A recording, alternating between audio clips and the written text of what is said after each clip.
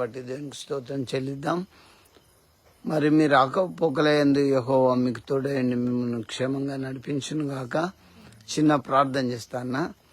జీవం గల మా తండ్రి, మా దేవ, మీ పాదములకు స్తోత్రం.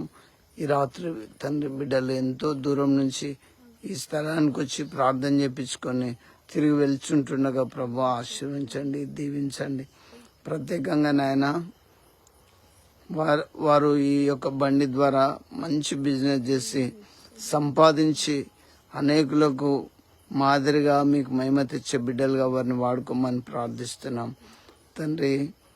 రాకపోకల మధ్య మీ దూతను ముందుగా ఉంచండి ప్రభా.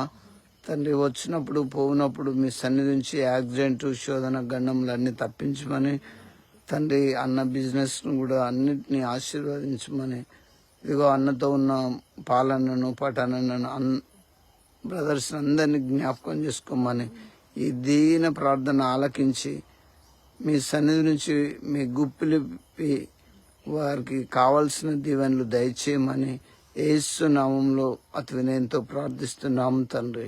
ఆమేన్. ఓకే అన్న, ప్రైజ్ లార్డ్. ఆరోగ్యం డ్రాప్ అయినా